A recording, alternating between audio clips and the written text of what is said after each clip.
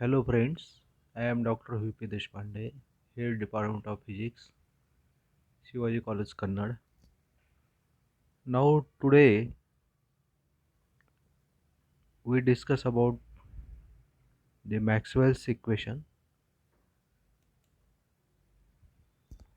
Now you know Maxwell's derived four equations which is well known, which is known as Maxwell's equation. Now in Maxwell's equation, first equation is divergence of D is equal to rho, and this expression is obtained by application of Gauss theorem to electrostatics. D is the electric displacement and rho is the free charge density. Now Maxwell's second equation is divergence of B is equal to 0, that is del dot B is equal to 0, which is obtained by application of Gauss theorem to magnetic field, and B is the magnetic induction. Now Maxwell's third equation is curl of E is equal to minus of dou B by dou T, which is obtained by Faraday's and Lentz's law of electromagnetic induction.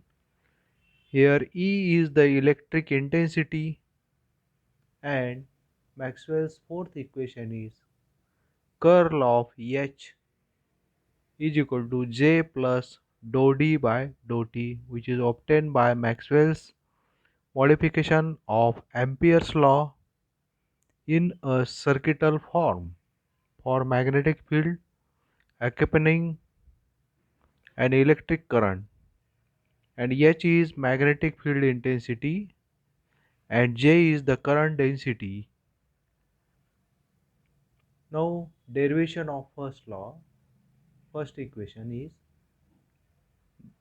we have to prove divergence of D is equal to rho. Now let us consider a surface S bounding a volume V in dielectric medium. Referring to Gauss theorem, the integral of E dot ds of the normal component of E over any closed surface is equal to the total charge enclosed within the surface, which is a well-known statement of Gauss law. In a dielectric medium, the total charge must be include both the free and polarization charges, or in other words, total charge density at a point in a small volume element dV would be rho plus rho p, where polarization charge density rho p is equal to minus of divergence of p, and rho is the free charge density at a point in small volume element dV. Thus, total charge density at that point will be rho minus divergence of p. Then Gauss law can be expressed as follows: integration over surface integral of E dot ds is equal to volume integral of divergence of E dot dv, which is equal to integration of 1 upon epsilon naught rho minus divergence of P into dv, or integration of divergence of, in bracket, epsilon naught E plus P into dv is equal to integration of rho into dv. The quantity epsilon naught E plus P is denoted by a quantity D, capital D, called electric displacement, so that integration over divergence of D minus rho dV is equal to integration of rho into dV. Now taking this equation or this value to right hand side, left hand side, then we get integration of divergence of d minus rho into dv is equal to 0. Since the equation is true for all volumes, the integrand in this equation must vanishes. That is, divergence of d is equal to rho. When the medium is isotropic, the three vectors d, e, p are in the same direction, and for small field d is proportional to e.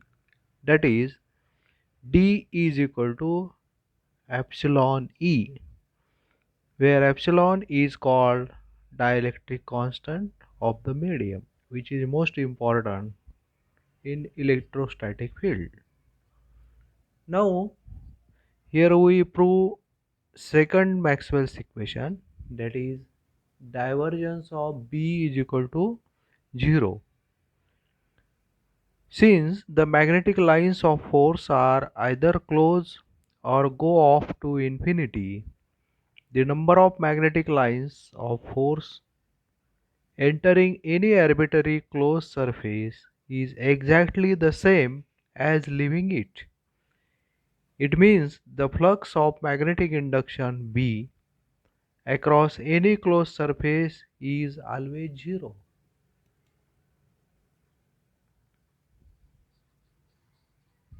Integration over B dot ds is equal to 0. Transforming the surface integral into volume integral, we have divergence of integration over divergence of B into dV is equal to 0.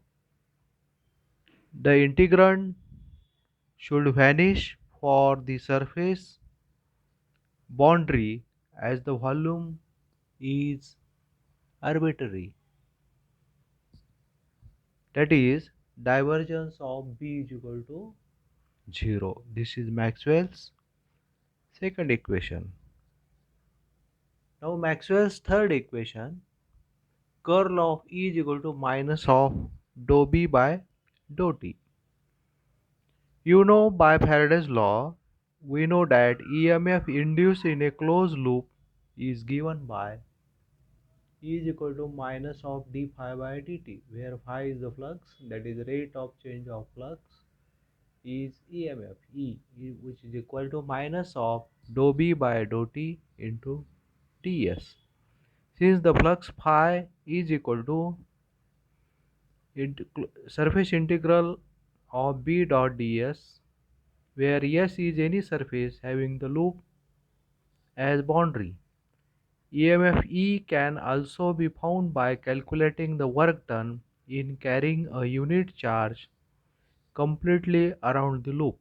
Thus, E is equal to integration over closed loop E dot dl, where E is the intensity of the electric field associated with induced EMF. Therefore, equating above two equations, we get integration over closed loop E dot dl is equal to minus of surface integral of dou B by dou T into ds.